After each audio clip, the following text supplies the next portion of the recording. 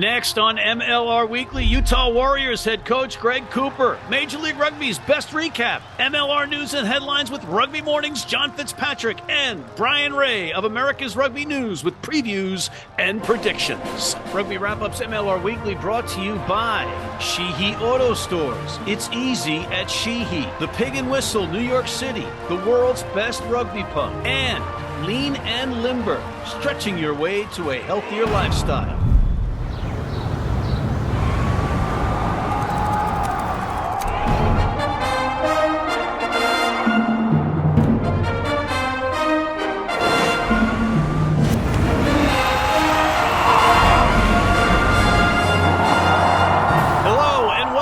To MLR Weekly, as presented by Rugby Wrap-Up. Matt McCarthy in New York City. Thank you for joining us. Good to see you. We have a great show. We have none other than the head coach of the upstart Utah Warriors, Mr. Greg Cooper. We have Bryan Ray of America's Rugby News with his previews and predictions.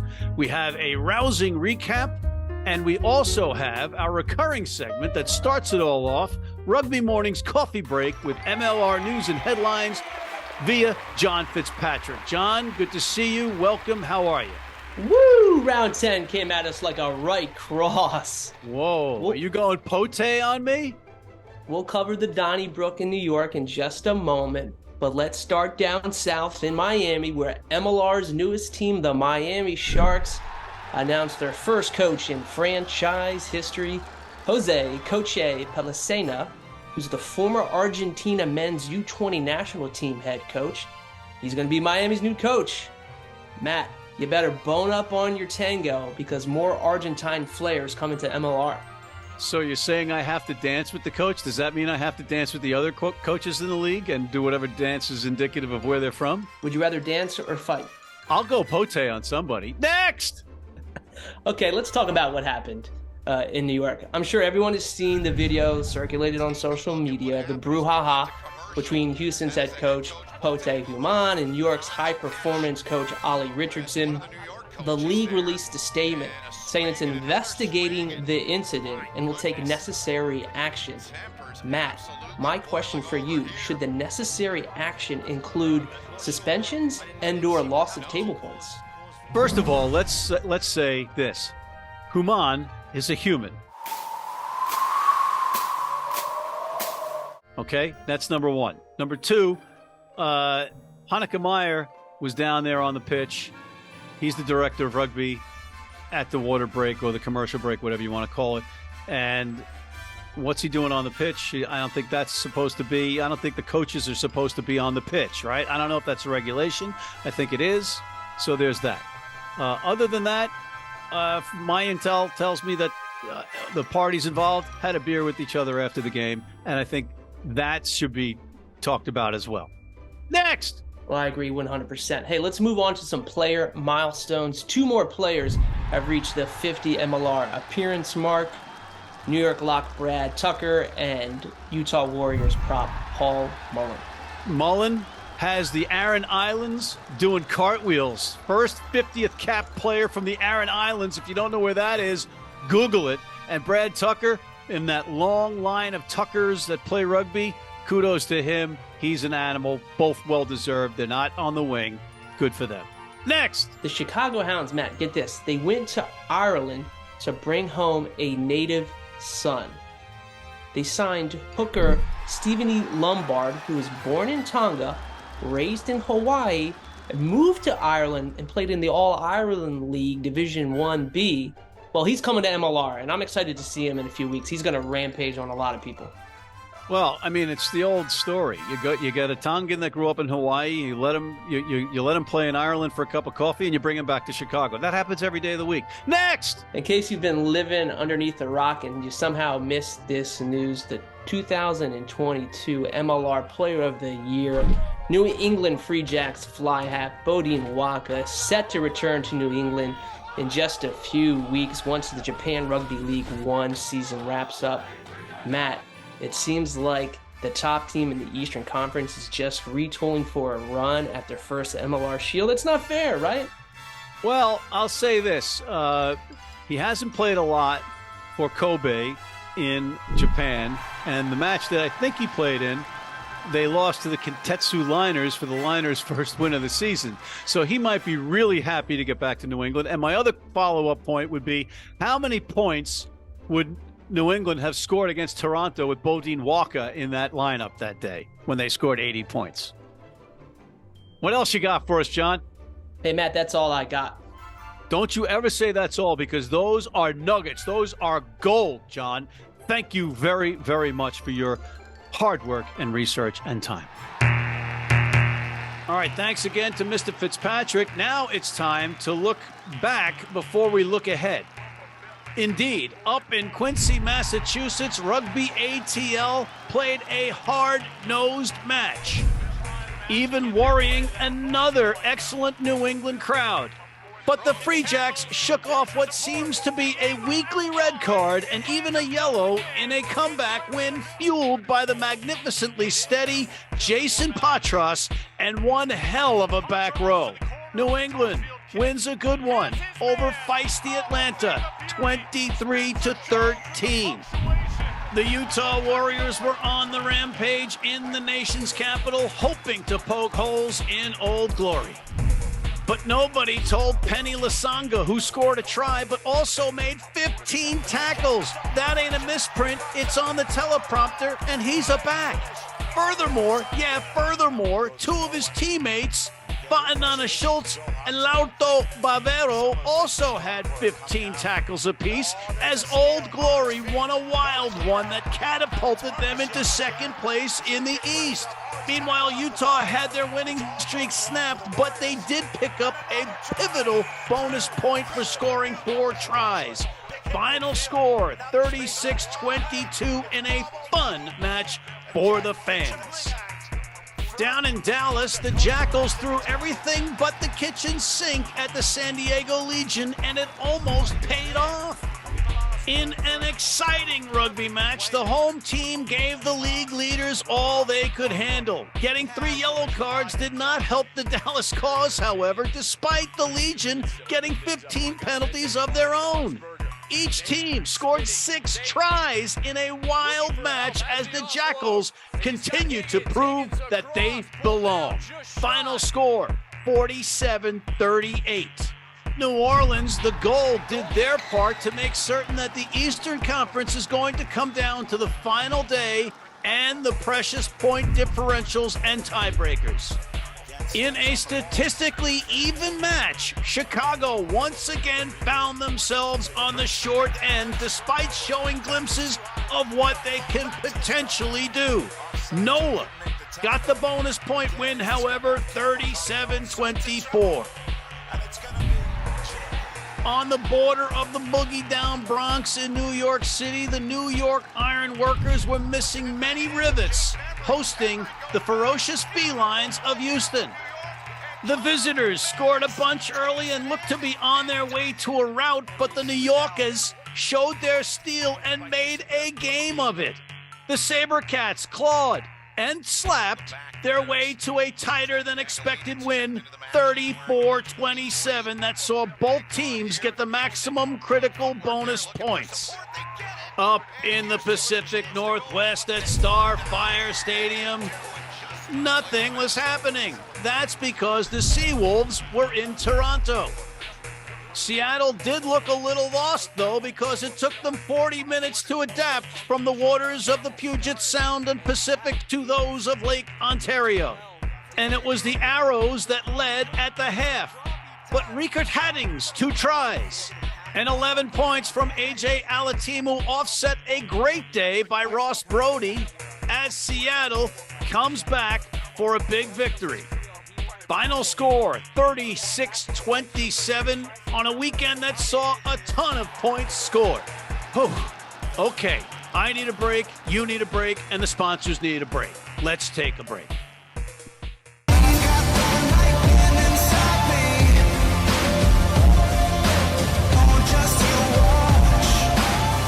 This is how legends are made.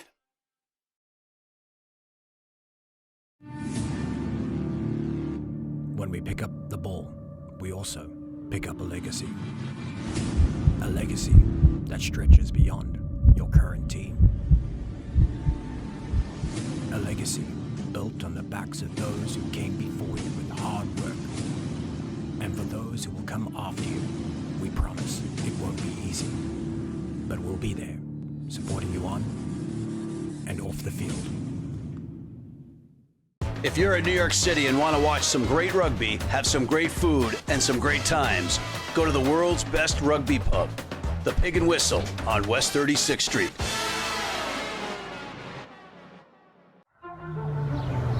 This is the Rugby Odds, where an unlikely pundit panel of a wordsmith, a WWE legend, a rugby star, and a supermodel scour the globe, seeking best bets and bad behavior.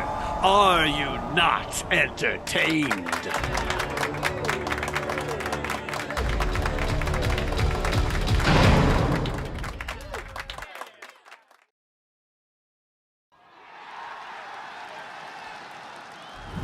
And we are back, and we have the pleasure of welcoming in Utah Warriors head coach, Mr. Greg Cooper. Greg, thanks for coming on. My pleasure, Matt.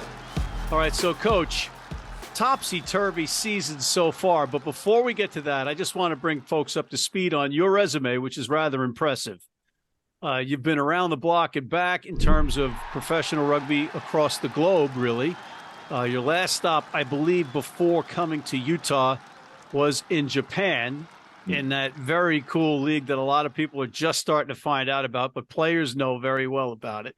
Yeah. And you're with the Mitsubishi Dynabors? Yeah, that's right. Mitsubishi Dynabors, Tokyo. Well, Kanagawa, the prefecture of Kanagawa, the greater Tokyo.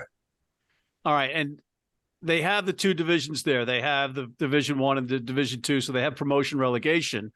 And if I'm not mistaken, you guys were in Division 2, and you won the replacement battle to get them up for the first time in 12 years into the top division. Is that right?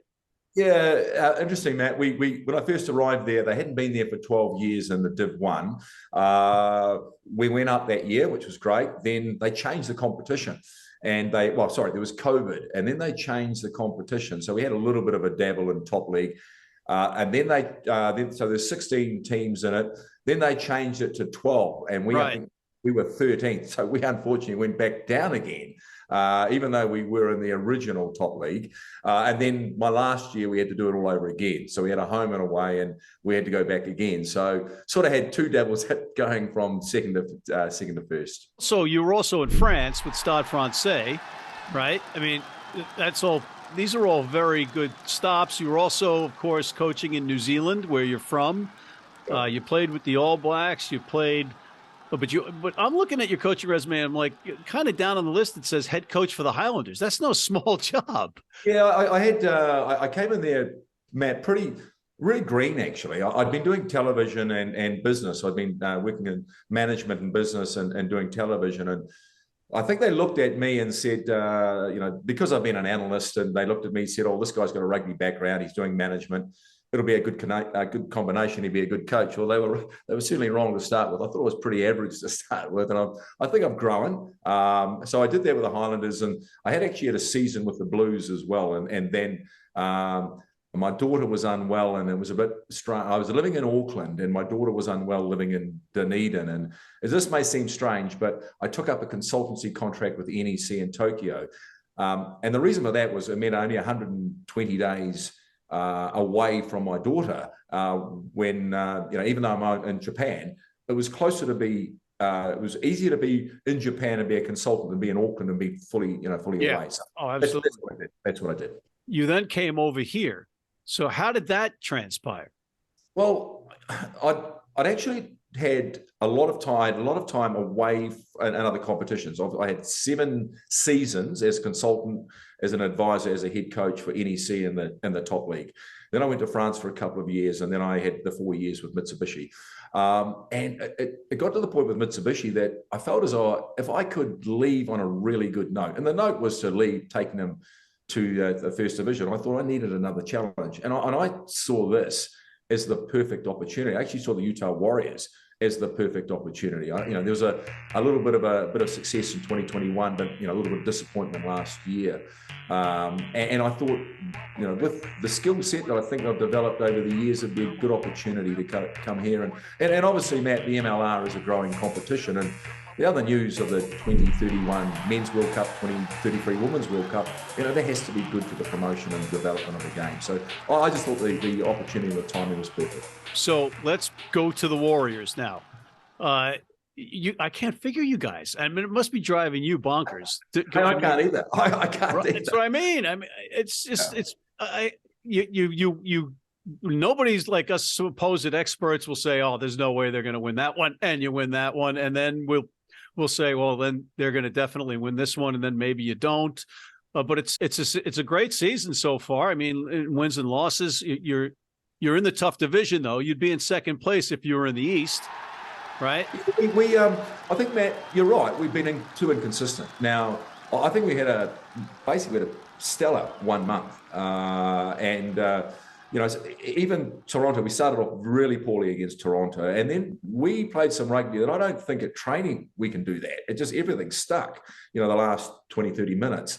And then, a very good performance against New England. We copped a few injuries around halftime. We slowed down, I think, because of that, but we still had a very good performance. And then we went to Houston, well in control of that, copped a late sin bin, couple of, another injuries. And we just sort of, we slowed, but we still had a very good performance.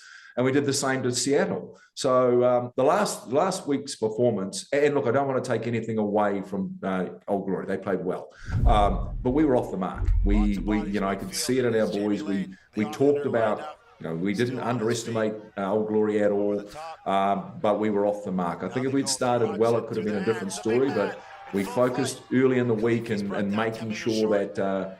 We were ruthless in our approach, both physically and mentally.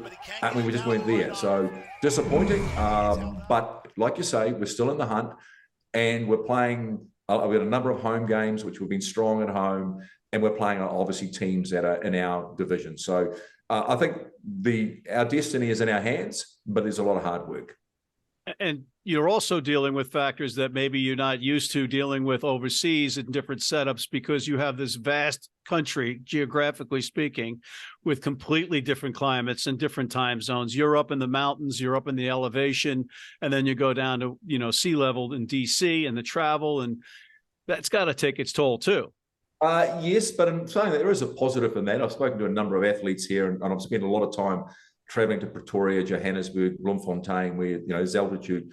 We technically should have reasonably good lung capacity because we train at altitude all the time. So going down, talking to athletes, we whilst we're not at the 9,000 optimum training, we're still at about 5,000. So our lungs should be okay. Of course, we've had a really cold winter. So anything at the moment, any heat is going to be a bit of a factor for us. But looking at the forecast going forward, it's starting to warm up. So yes, it won't be humid, but we are going to be training in heat and altitude. So hopefully some of those issues, and look, you can look for excuses.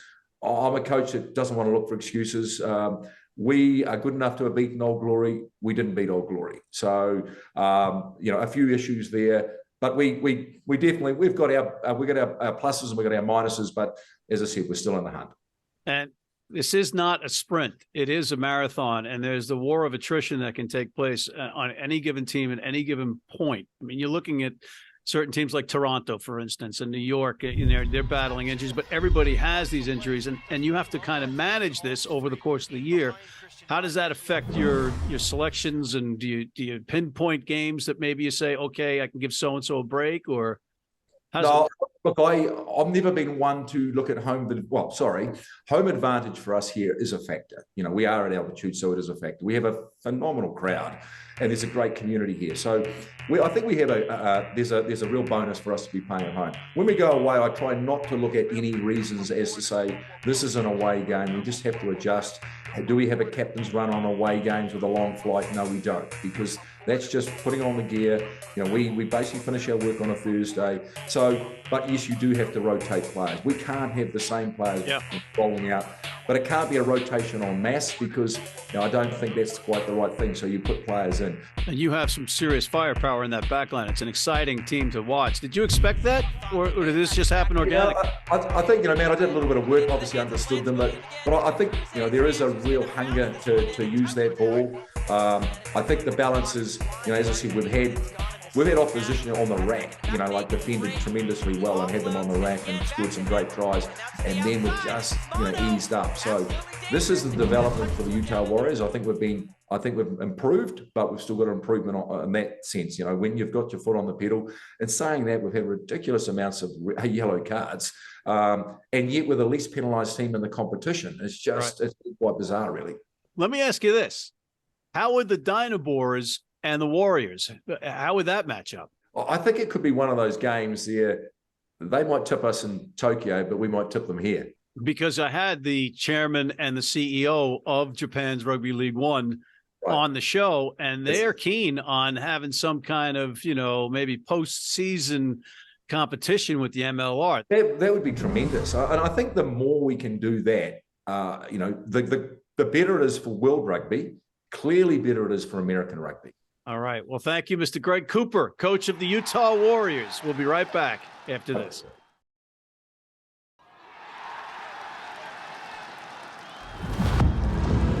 And we are back, with Mr. Bryan Ray, who's soldiering on and doing these shows despite the fact that his Toronto Arrows are absolutely killing him. All right, so just briefly, a couple of takeaways from the last round. Well, it was a little slappy, wouldn't you say? Maybe slappy. A little slapstick humor going on. I've had philosophical conversations with people about whether that should be shown on television or not, and I categorically have to say that I think it should be shown. It's part of creating a buzz. We're trying to penetrate a market. This is what people are talking about. Let's talk about what's ahead of us now. We've got only 4 matches in the upcoming round, right? And the first one up between Seattle and Dallas. You can't just discount Dallas anymore. I mean, we just saw them play against San Diego. Granted, maybe not a full-strength San Diego side, but it doesn't matter when you throw up those almost 40 points against any San Diego side. You're doing something well. I think you got to go with the Seals because they are the better team at this stage. But I think this is one where Dallas can continue to kind of squeeze teams and really test them and push them into the final quarter. Quincy, Massachusetts, the Free Jacks hosting the banged-up Ironworkers. I'm hearing that this is going to be a sellout game. This past weekend was packed to just about at Fort Quincy, and this one, it sounds like, will be standing room only. You can't just count out New York, even with their injuries, either. Now, that said, this is a New England team that is flying right now. They are the talk of the Eastern Conference, absolutely. And I fully expect them to come through this one with a victory. Then you've got Nola Gold hosting your Toronto Arrows. I mean, Toronto showed a little bit of improvement. Now they got to go back out on the road after that nice little stretch at home against a Nola side that's, still a little bit weird. They really blew it out of the park in that first half against Chicago, and then just kind of stuck it on cruise control and coasted the rest of the way in. But they got the victory they needed. They got that bonus point. I certainly hope my Arrows can make a little bit more of a contest out of this one. I think Nola, though, have got a little bit of confidence back from that game in Chicago. I've got to go with the gold. San Diego, this is the big one. San Diego hosting the Houston SaberCats, who have to be tuckered out.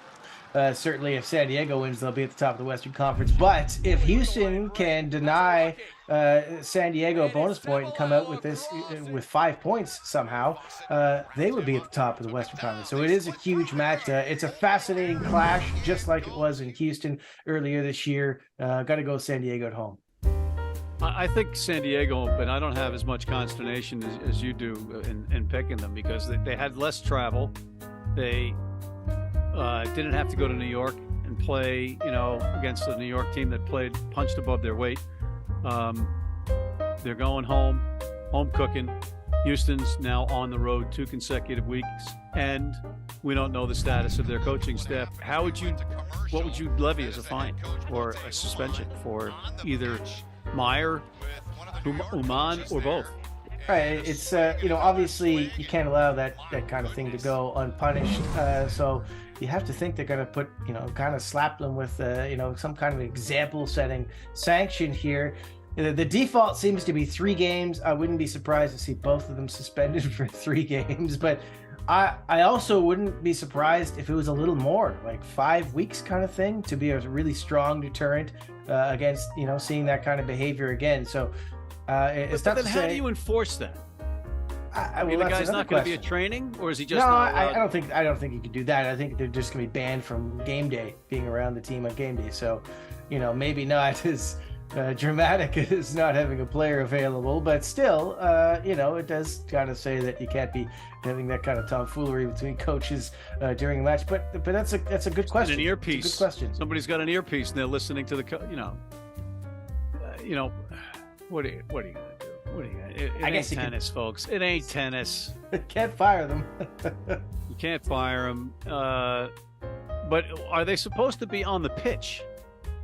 Well, maybe that's something to look at as well. Will they allow coaches going forward to be on the pitch? But I mean, somebody's got to be out there carrying water or whatever. Are they going to say only players can do that? Are they, it's a tough call. I don't really know how they're going to, deal with that. But obviously, that'll be part of the conversation. You would have. So you're really bad at this job. I thought you were going to have this siren. I thought you had. Oh, well, give him 3 games, give him 2 games, and then both of them get fined $40. I was thinking just paper, rock, scissors, and let's just move on with life. Upside down, Chug. Get it done. Get it done. And apparently they had a beer with each other after the match, so it was, all good. All right. Any final thoughts for us, Bryan? Who's going to make the playoffs out of the East? That is a tough call at the moment. Man, well, I'm still leaning towards New York because they just have big game experience. And then you've got to pick one of DC or ATL. At the moment, DC seem to be kind of the better side and have a little bit more tools maybe at their disposal. Some playing really with a little confidence. Yeah, they got a little bit of swagger to them. So we're just gonna have to see how the next couple weeks shakes out. But really interesting. ATL does not want to fall behind at all in that race because you can very quickly just see it slip away. So it's really tight. It's interesting to watch, and I don't like having to make predictions right now, but we'll go with Old Glory, I think. So New York and Old Glory, that's what I'm going to say right now, and I'll probably be wrong. That was a huge game, that NOLA-Atlanta game. Right? Yeah, it absolutely was, and those interconference games, from here on out was almost double points, right? So, it's really going to make things interesting as we head into the playoff stretch.